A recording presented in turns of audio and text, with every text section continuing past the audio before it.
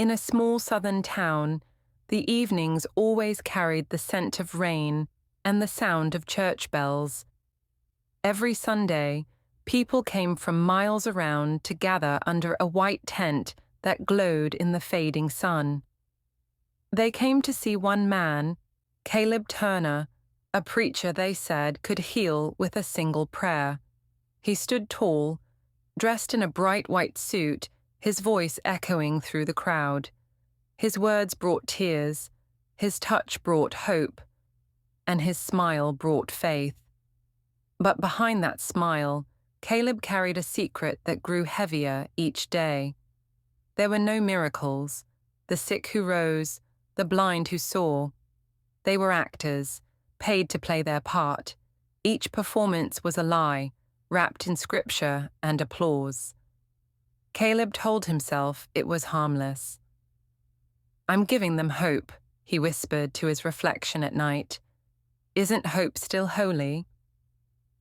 But when the tent fell silent, when the lights went out and he stood alone, the echo of his own voice haunted him.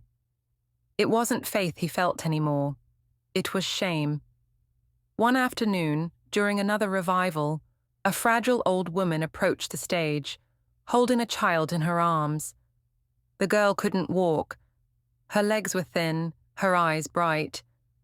The grandmother said softly, "Please, preacher, help my Anna. You're her last hope." Caleb looked down at the child. Her small hand reached toward him, not with desperation, but with trust. His chest tightened.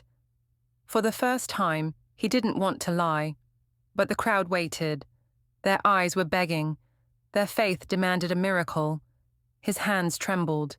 He raised his voice as he had so many times before. "Rise, child. In the name of the Lord, rise and walk." Silence fell like a blanket. The girl didn't move. The grandmother began to cry quietly. The air grew heavy, as if even the sky had stopped breathing. Caleb turned away, muttering something about God's will, and left the stage. Behind him, the murmurs grew, confused, disappointed, questioning. That night, in his small rented room, Caleb stared at the mirror. He saw not a man of faith, but a frightened child hiding behind words.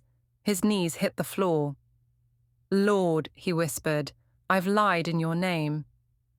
I wanted to be loved, not holy." His voice cracked. "If there's still a way to start over, show me." And for the first time in years, Caleb prayed, not for others, not for applause, but for forgiveness. Weeks passed. The revival tent stood empty. The crowds moved on, chasing newer, louder promises of faith. Caleb's name was spoken less and less, until it was nothing more than a whisper carried by the wind. One evening, as the sun dipped low, he saw the little girl again, Anna. Her grandmother was pushing her wheelchair through a grocery store parking lot, the cart filled with groceries and quiet hope. Caleb froze. His throat tightened. He wanted to run, to hide, but something stronger pulled him forward. He approached softly. "Let me help you," he said, his voice barely steady. The grandmother turned, her eyes kind but tired. "You don't need to pretend anymore, son," she said gently. "We knew you couldn't heal her. But your prayer gave her peace. That's worth more than a miracle." Caleb felt his chest tremble. The guilt, the pride, the lies, they all came crashing down like a wave breaking against stone. He lowered his eyes and whispered, "I'm sorry. I wasn't who you thought I was." The grandmother smiled faintly. "Maybe not," she said, "but perhaps you're becoming who you were meant to be." Anna looked up at him and said, "You were kind that day." Maybe that's what God needed. Her small words hit him harder than any sermon ever could. That night, Caleb didn't pray for forgiveness. He simply sat in silence, listening to the rain on the roof. And for once, his heart felt still. Months later, he found work at a small shelter in another town. No one there knew his name. He cleaned tables, served soup, and listened to people's stories. For the first time, he was helping, not performing. One day, a familiar voice called out behind him, "Caleb!"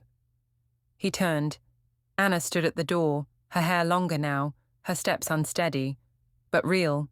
She was walking. "I did it," she said with a grin. "Therapy worked." "Grandma says it's a miracle." Caleb's eyes filled with tears. He smiled softly. "No, Anna. That's not my miracle.